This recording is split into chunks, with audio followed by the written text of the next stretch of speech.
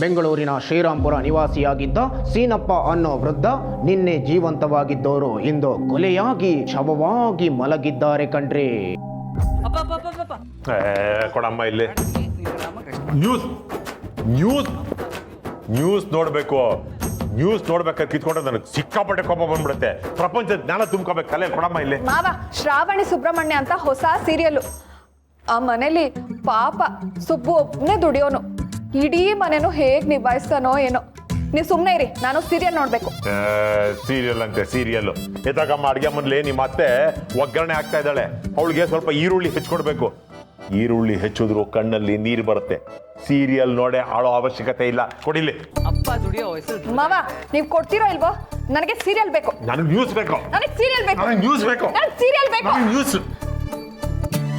ಯಾಕೆ TV off ಮಾಡಿ?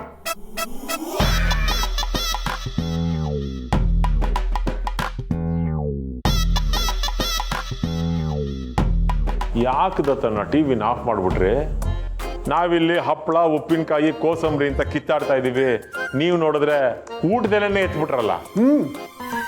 ಇನ್ಮೇಲೆ ಅದು ಹೀಗೆ. ನೀವ್ಯಾರು ಟಿವಿ ನೋಡೋ ಹಾಗಿಲ್ಲ. ಏನ? ಟಿವಿ ನೋಡೋ ಹಾಗಿಲ್ವಾ? ಟಿವಿ ಇರೋದೇ ನೋಡಕ್ಕಲ್ವಾ ತಾತ? ಇದೆಯಲ್ಲ, ನೋಡ್ಬೋದಲ್ಲ. ಅಯ್ಯ, ಆನ್ ಮಾಡದೇ ಇರೋ ಟಿವಿನ ಹೇಗೆ ನೋಡಕ್ಕಾಗತ್ತೆ ದತ್ತ ಅವ್ರೆ? ನೀವು ಆನ್ ಮಾಡಬೇಕು ಅಂತಂದ್ರೆ ಅದಕ್ಕೆ ದುಡ್ಡು ಕೊಡಬೇಕು. ಒಂದು ಸೀರಿಯಲ್ಗೆ 10 ರೂಪಾಯಿ. ಒಂದು ಸಲ ನ್ಯೂಸ್ ಕೇಳಬೇಕು ಅಂದರೆ 16 ರೂಪಾಯಿ. ಒಂದು ಸಿನಿಮಾ ನೋಡಬೇಕು ಅಂತಂದರೆ 22 ರೂಪಾಯಿ. ಏನ? ಟಿವಿ ನೋಡಕ್ಕೂ ದುಡ್ಡು ಕೊಡ್ಬೇಕಾ? ಪ್ರತಿದಿನ ನಾನು ನ್ಯೂಸ್ ನೋಡದೆ ಹೋದ್ರೆ ಹೊರಗಿನ ಪ್ರಪಂಚದಲ್ಲಿ ಏನೇನೇನೇ ನಡೀತಿದೆ ಅಂತ ನನಗೆ ಗೊತ್ತಾಗೋದಾದ್ರೂ ಹೇಗೆ ದತ್ತ ಅವ್ರೆ? ಹೊರಗಡೆ ಹೋಗಿ ಸುತ್ತಾಡ್ಕೊಂಡು ಬಾ, ಏನೇನು ಆಗ್ತಿದೆ ಅಂತ ಗೊತ್ತಾಗತ್ತೆ. ನನಗೆ ಸೀರಿಯಲ್ ನೋಡ್ತಾ ಇದ್ರೆ ಸಮಾಧಾನನೇ ಆಗಲ್ವೇ?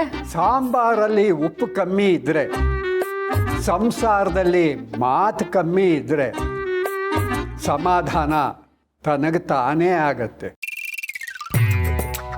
ಉಪ್ಪು ಸ್ವಲ್ಪ ಕಮ್ಮಿ ತಿನ್ನಿ. ತಾತ, ಕಾಸು ಕೊಟ್ಟರೆ ಈ ಮನೆಯಲ್ಲಿ ಎಲ್ಲ ಸಿಗತ್ತೆ, ಇಲ್ಲ ಅಂದರೆ ಏನೂ ಸಿಗಲ್ಲ.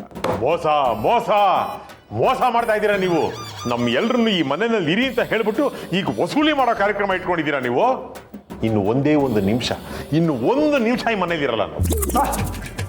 ಒಂದು ನಿಮಿಷ ಯಾವಾಗ ಬರುತ್ತೋ ಅಂತ ಕಾಯ್ತಾ ಇದ್ದೀನಿ. ಏನ್ ಹಾಗಂದ್ರೆ ನಾವ್ ಈ ಮನೆ ಬಿಟ್ಟು ಹೋಗ್ಬೇಕಾ? ಅಯ್ಯ, ಅವ್ರು ಆಡಿದ ಮಾತಿನ ಅರ್ಥ ಅದೇ ಅಲ್ವೇ ನಮ್ಮ? ಇಷ್ಟೆಲ್ಲ ಅನ್ನಿಸ್ಕೊಂಡು ಈ ಮನೆಯಲ್ಲಿ ಇನ್ ಯಾವ ನಾಯಿ ಇರುತ್ತೆ? ಹೋಗ್ತೀವ್ರಿ. ನಾಳೆನೆ ಮಾದೊಂದ್ ಮನೆಗೆ ಹೋಗ್ತೀವಿ. ಧಾರಾಳವಾಗಿ ಹೋಗು.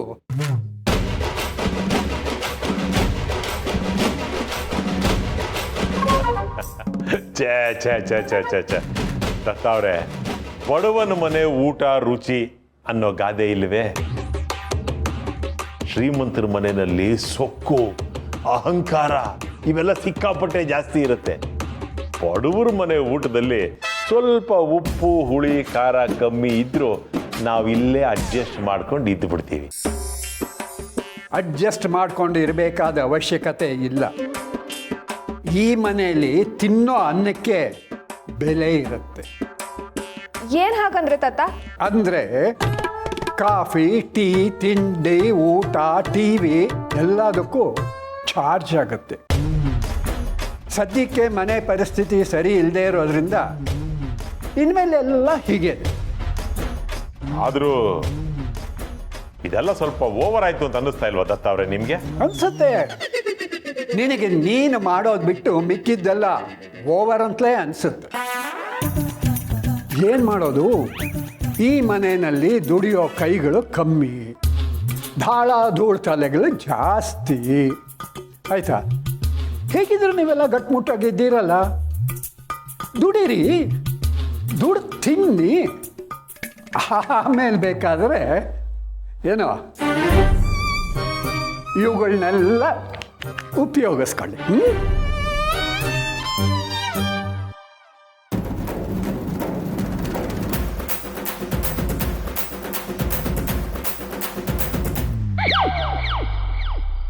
ತಾತನ ಏನೋ ಅಂದ್ಕೊಂಡಿದ್ದೆ, ಆದರೆ ತುಂಬ ಕ್ಯಾಲ್ಕುಲೇಟಿವ್. ತಾತ ಹಾಕ್ತಿರೋ ಕಂಡೀಷನ್ಗಳು ದುಡ್ಡು ವಸೂಲಿ ಮಾಡೋಕ್ಕೆ ಅನ್ನಿಸ್ತಿಲ್ಲ, ಇವ್ರಿಗೆಲ್ಲ ದುಡ್ಡಿನ ಬೆಲೆ ತಿಳಿಸೋಕೆ ಅನ್ನಿಸ್ತಿದೆ. ಹ್ಯಾಟ್ಸ್ ಆಫ್ ತಾತ.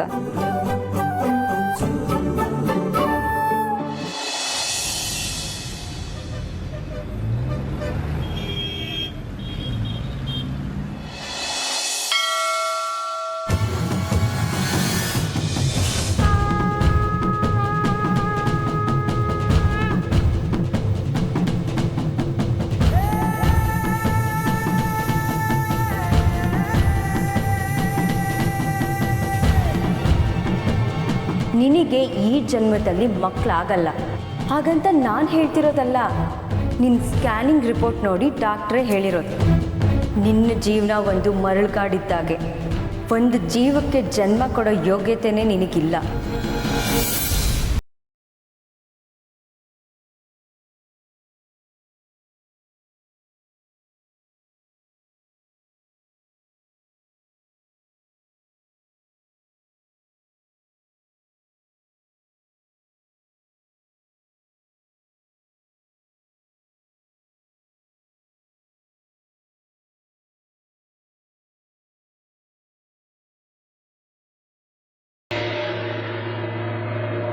ನಿನಗೆ ಈ ಜನ್ಮದಲ್ಲಿ ಮಕ್ಕಳಾಗಲ್ಲ.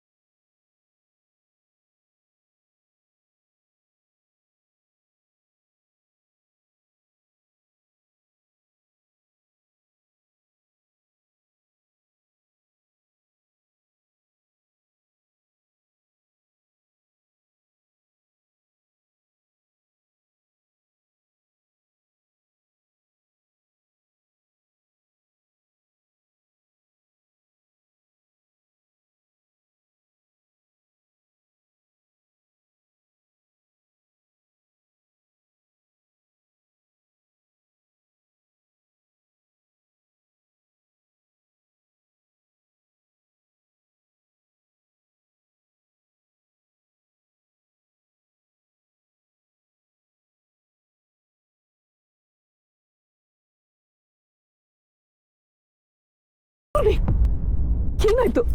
ಏನಾಯ್ತು ಪೂರ್ಣಿ? ಏನಾಯ್ತು?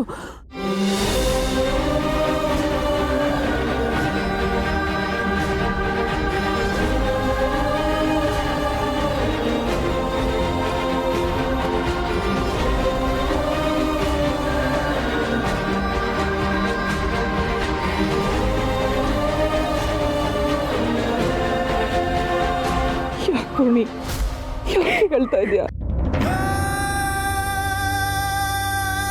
ಅಮ್ಮ, ಈ ಹೊಟ್ಟೆಲಿ ಈ ಜನ್ಮದಲ್ಲಿ ಇನ್ನೊಂದು ಜೀವ ಹುಟ್ಟಲ್ಲ. ನಾನು ಯಾವತ್ತಿಗೂ ತಾಯಿ ಆಗಲ್ಲ. ಅಮ್ಮ ಅಂತ ಕರೆಸ್ಕೊಳ್ಳೋ ಅದೃಷ್ಟ ನನಗಿಲ್ಲ. ಯಾಕೆ ಹೀಗೆಲ್ಲ ಮಾತಾಡ್ತಾ ಇದೆಯಾ ನೀನು? ಬೇಡ, ನನಗೆ ಸಮಾಧಾನ ಆಗಲಿ ಅಂತ ಇನ್ಯಾವ ಸುಳ್ಳನ್ನು ಹೇಳ್ಬೇಡಿ. ನನಗೆ ಯಾವತ್ತೂ ಮಕ್ಕಳಾಗಲ್ಲ ಅನ್ನೋ ಸತ್ಯನ ಮುಚ್ಚಿಟ್ಟು ನನ್ನ ಮನಸ್ಸಲ್ಲಿ ಆಸೆ ಕನಸುಗಳನ್ನ ಹುಟ್ಟಾಕ್ಬಿಟ್ರಲ್ಲ ಅಮ್ಮ. ಯಾಕೆ ಹಿಂಗೆ ಮಾಡಿದ್ರಿ? ನಿಜ ಗೊತ್ತಾದ್ರೆ ನೀನು ಅನುಭವಿಸೋ ನೋವು ನೋಡೋಕ್ಕಾಗೋದಿಲ್ಲ ಅಂತ ಕ್ಷಮಿಸ್ಬಿಡು ಪೂರ್ಣಿ. ಯಾಕಮ್ಮ ಹೀಗೆಲ್ಲ ಆಯ್ತು? ಆ ಭಗವಂತನಿಗೆ ನನ್ನ ಮೇಲೆ ಕರುಣೆನೇ ಇಲ್ವಾ?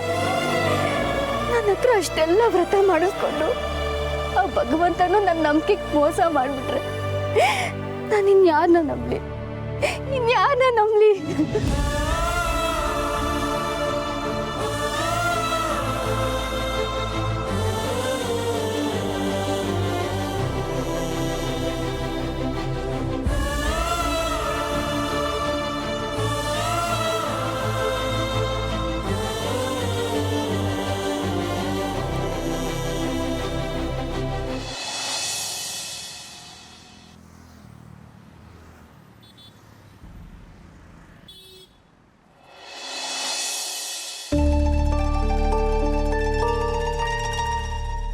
ನಾನು ಮನೆಯೆಲ್ಲ ಹುಡ್ಕೊಂಡು ಬಂದೆ, ಆದರೆ ಮೇಡಮ್ ನೋಡಿದ್ರೆ ನನಗೋಸ್ಕರ ಇಲ್ಲಿ ಕಾಯ್ತಿರೋ ಹಾಗಿದೆ. ಪ್ರೀತಿ ಜಾಸ್ತಿ ಆಗಿದೆಯಾ ಅಥವಾ ಜಾಸ್ತಿ ಪ್ರೀತಿ ಬೇಕಾಗಿದೆಯಾ?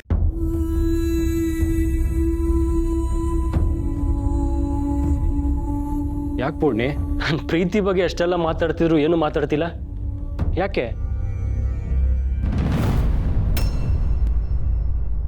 ಸತ್ಯ ಹೇಳ್ದೆ ತೋರಿಸೋ ಪ್ರೀತಿನ ನಾನು ಹೇಗೆ ನಂಬಲಿ? ನನ್ನ ಹೊಟ್ಟೆಲೂ ಮಗು ಹುಟ್ಟುತ್ತೆ, ಅದು ಅವಳಿ ಜವಳಿ. ಆದಷ್ಟು ಬೇಗ ಈ ಮನೇಲಿ ಮಗು ಅಳೋ ಸದ್ದು ಕೇಳುತ್ತೆ, ನನ್ನ ಮಡ್ಲಲ್ಲಿ ಮಗು ಆಡುತ್ತೆ, ನನ್ನನ್ನು ಅಮ್ಮ ಅಂತ ಕರೆಯುತ್ತೆ ಅಲ್ವಾ?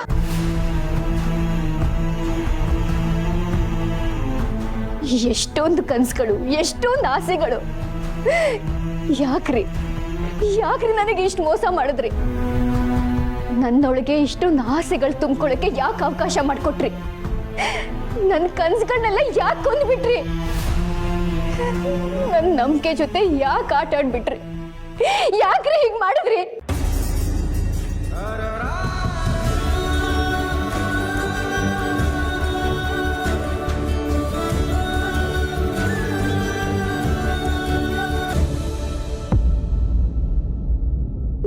ನನಗೆ ಈ ಜನ್ಮದಲ್ಲಿ ಮಕ್ಕಳಾಗಲ್ಲ. ಈ ಪಾಪಿಗೆ ಒಂದು ಜೀವಕ್ಕೆ ಜನ್ಮ ಕೊಡೋ ಯೋಗ್ಯತೆನೇ ಇಲ್ಲ. ಪೂರ್ಣಿ, ಯಾಕೆ ಹಾಗೆಲ್ಲ ಅನ್ಕೋತೀಯ? ಅಂಥದ್ದಲ್ಲಿ ಏನೂ ಆಗಿಲ್ಲ. ಓ ಹೌದಲ್ವಾ? ಏನೂ ಆಗೇ ಇಲ್ಲ, ಏನೂ ಆಗೇ ಇಲ್ಲ ಅನ್ನೋ ಥರ ನನ್ನನ್ನು ಹೇಗೆ ನಂಬಿಸ್ಬಿಟ್ರಿ? ಅಷ್ಟು ಸಾಲದು ಅಂತ ನನ್ನ ನೀನು ನಂಬಿಸ್ತಿದ್ದೀರಾ? ತಡ್ಡಿ ಅಲ್ವಾ ನಾನು? ನೀವ್ ಹೇಳೋದನ್ನೆಲ್ಲ ಕೇಳ್ತೀನಿ, ನಿಮ್ ಮಾತುಗಳನ್ನೆಲ್ಲ ನಂಬ್ತೀನಿ. ಅದೇ ನಾನು ಮಾಡಿದ ತಪ್ಪು. ನೀವ್ ಹೇಳೋದೆಲ್ಲ ನಿಜ ಆದ್ರೆ ಈ ಫೈಲಲ್ಲಿ ಇರೋದು ಏನು?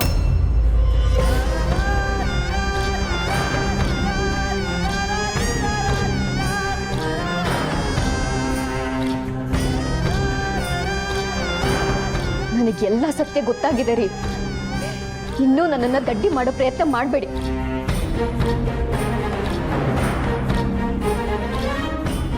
ತಂದೆ ತಾಯಿ ಪ್ರೀತಿನೇ ಗೊತ್ತಿಲ್ಲದೆ ಬೆಳೆದಿರೋ ಈ ಪಾಪಿಗೆ ತಾಯಿ ಪ್ರೀತಿನ ಕೊಡೋ ಅದೃಷ್ಟನೂ ಇಲ್ಲ.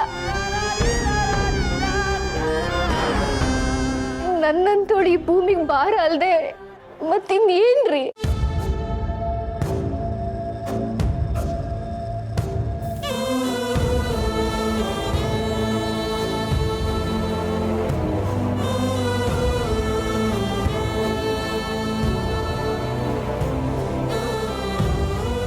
ಅಳ್ಬೇಡ ಪೂರ್ಣಿ, ಯಾಕೆ ಬೇಜಾರು ಮಾಡ್ಕೋತೀಯ? ಮಕ್ಕಳಿಲ್ಲ ಅಂದರೆ ಏನಾಯ್ತು? ಮಕ್ಕಳಿಲ್ಲದೆ ಇರೋರಿಗೆ ಜೀವನನೇ ಇಲ್ವಾ? ಇನ್ಮೇಲೆ ನಿನಗೆ ನಾನು ಮಗು, ನನಗೆ ನೀನು ಮಗು, ಹೀಗೆ ಪ್ರೀತಿಯಿಂದ ಇದ್ದುಬಿಡೋಣ.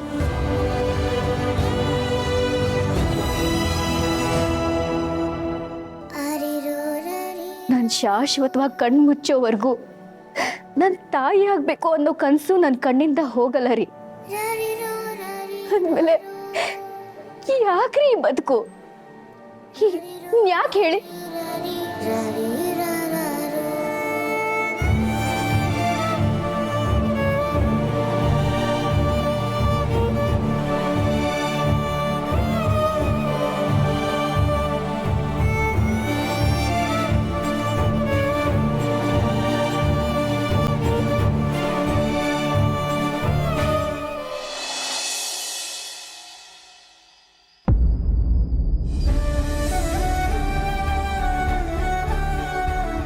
ಅವಿ, ಪೂರ್ಣಿಗೆ ಗೊತ್ತಾಯ್ತು, ಅವಳಿಗೆಲ್ಲ ಗೊತ್ತಾಯ್ತು.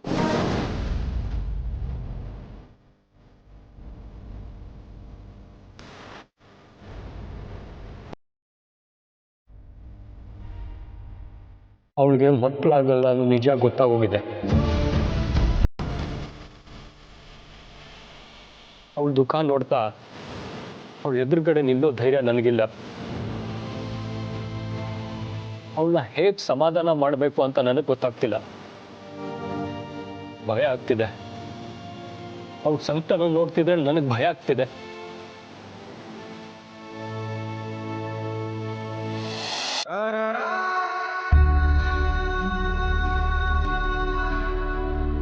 ನೀನು ಧೈರ್ಯವಾಗಿರೋ ಅವಿ.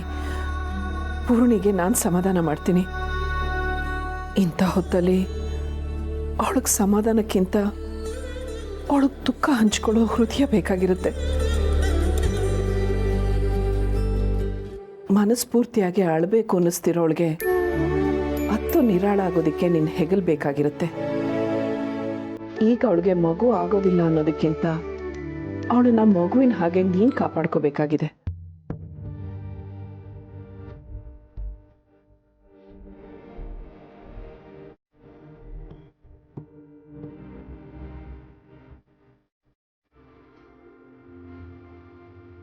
ಅವಿ, ಒಂದು ನಿಮಿಷ. ಪೂರ್ಣಿಗೆ ಎಷ್ಟು ದುಃಖ ಆಗ್ತಿದೆ ಅಂತ ನಮಗೆ ಗೊತ್ತು. ನಿನಗೂ ಅಷ್ಟೇ ದುಃಖ ಆಗ್ತಿದೆ ಅಂತ ನನಗೆ ಅರ್ಥ ಆಗುತ್ತೆ ಕಣೋ. ಅವಳಿಗೆ ನಾವೆಲ್ಲ ಸಮಾಧಾನ ಮಾಡ್ತೀವಿ. ಅವಳು ಕೂಡ ಹತ್ತು ಅವಳ ಮನಸ್ಸನ್ನು ಹಗುರ ಮಾಡ್ಕೋತಾಳೆ. ಆದರೆ ಅಳೋಕ್ಕಾಗದೆ, ದುಃಖನ ಮನಸ್ಸಲ್ಲಿ ಹಿಡಿದಿಟ್ಕೊಳ್ಳೋಕ್ಕಾಗದೆ ಒದ್ದಾಡೋ ಪರಿಸ್ಥಿತಿ ಇದೆಯಲ್ಲ, ಅದೆಂಥ ನೋವು ಕೊಡುತ್ತೇನೋ ಅನುಭವ ನನಗಿದೆ. ತಾಯಿ ಆಗೋ ಆಸೆ ಹೆಣ್ಣಿಗೆ ಎಷ್ಟಿರುತ್ತೋ, ತಂದೆ ಆಗಬೇಕು ಅನ್ನೋ ಆಸೆ ಗಂಡಿಗೂ ಅಷ್ಟೇ ಇರುತ್ತೆ. ಇಂಥ ಸಮಯದಲ್ಲಿ ಅವಳಷ್ಟೇ ಅಲ್ಲ, ನೀನು ಧೈರ್ಯ ತಂದ್ಕೋಬೇಕು. ಹೌದಪ್ಪ, ಮತ್ತೊಬ್ರಿಗೆ ಆಧಾರ ಆಗೋದಕ್ಕೆ ಮುಂಚೆ ನಾವು ಗಟ್ಟಿಯಾಗಿ ನಿಲ್ಲಬೇಕು. ಪೂರ್ಣಿ ಇನ್ನು ಮುಂದೆ ಧೈರ್ಯವಾಗಿರಬೇಕು ಅಂದರೆ ಆ ಧೈರ್ಯ ನಿನ್ನಿಂದಷ್ಟೇ ಸಿಗಬೇಕು. ನೀನು ಮನಸ್ಸನ್ನು ಗಟ್ಟಿ ಮಾಡ್ಕೊ.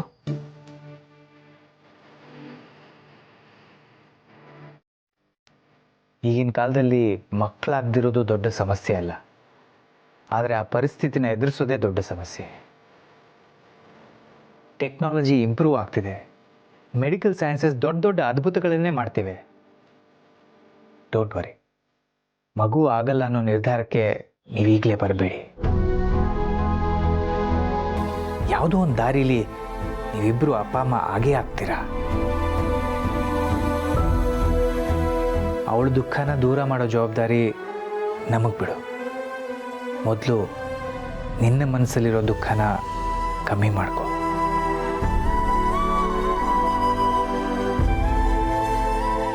ಮಕ್ಕಳ ನೋವು ಏನು ಅಂತ ತಾಯಿ ಕರಳಿಗೆ ಮಾತ್ರ ಅಲ್ಲ, ತಂದೆ ಹೃದಯಕ್ಕೂ ಗೊತ್ತಾಗತ್ತೆ.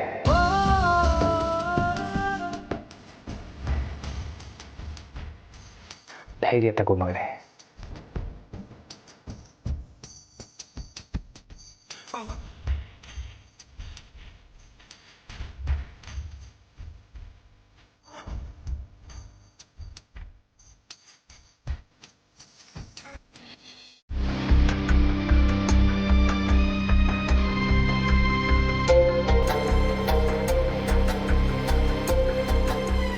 ಅವಿ, ಪೂರ್ಣಿ ಮಲಗಿದ್ದಾಳೆ.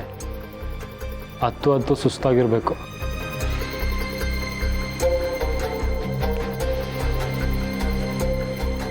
ಬ್ರೋ, ಅದ್ಗೆ ಎಲ್ಲಿ? ಅವಳು ಊಟ ಆಯ್ತು. ಹಾಗಾದ್ರೆ ನಾನು ಇಲ್ಲೇ ಕೂತ್ಕೋತೀನಿ.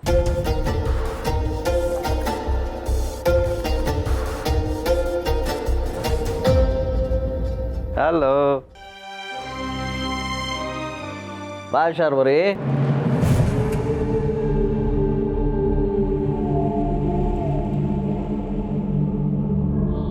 ಮಾಮ್, ಡ್ಯಾಡ್, ಏನು ಪಾರ್ಟಿ ಜೋರಾ? ಪಾರ್ಟಿನ ಅಂಥದ್ದೇನೂ ಇಲ್ಲ. ಮತ್ತು ಆಗ ಹೋದವ್ರು ಇವಾಗ ಬರ್ತಾ ಇದ್ದೀರಾ? ಪಾರ್ಟಿ ಇಲ್ಲ ಅಂತ ಸುಳ್ಳು ಹೇಳ್ತಿದ್ದೀರಾ? ಇಷ್ಟೊತ್ತು ಹೋಗಿದ್ದು ಪಾರ್ಟಿ ಮಾಡೋಕ್ಕಲ್ಲ, ಪ್ರೀತಿ ಮಾಡೋಕ್ಕೆ.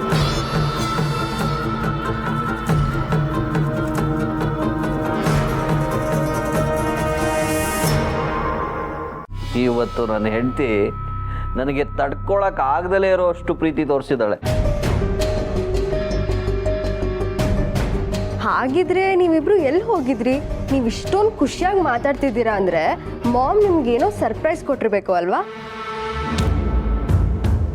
ಸರ್ಪ್ರೈಸ್ ಕೊಟ್ಟಿದ್ದು ಅವಳಲ್ಲ, ನಾನು. ಏನು ನೀನು ಸರ್ಪ್ರೈಸ್ ಕೊಟ್ಯಾ? ಏನಪ್ಪ ಅಂತ ಸರ್ಪ್ರೈಸು?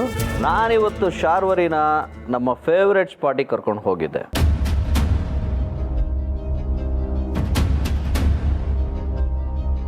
ನಾವು ಮದುವೆ ಆದ ಹೊಸದ್ರಲ್ಲಿ ಅಲ್ಲಿಗೆ ಹೋಗ್ತಿದ್ವಿ. ಅಲ್ಲಿಗೆ ಹೋಗಿ ಹಳೇದೆಲ್ಲ ಮಾತಾಡಿದ್ವಿ. ಹೌದಾ? ಹಳೆ ವಿಷಯಗಳನ್ನ ನೆನ್ಪು ಮಾಡ್ಕೊಳ್ಳೋಕ್ಕೆ, ಅದ್ರ ಬಗ್ಗೆ ಮಾತಾಡೋದಕ್ಕೆ ಎಷ್ಟು ಖುಷಿ ಅನ್ಸುತ್ತಲ್ವಾ? ಅದೇನು ಮಾತಾಡಿದ್ರಿ ಅಂತ ಹೇಳಿ, ನಾವು ಕೇಳೋಣ. ಶಾರ್ವರಿ, ಅದಕ್ಕೆ ಹೇಳ್ತಿದ್ದಾರಲ್ವಾ, ಏನೇನು ಮಾತಾಡಿದ್ವಿ ಅಂತ ಹೇಳಲಾ?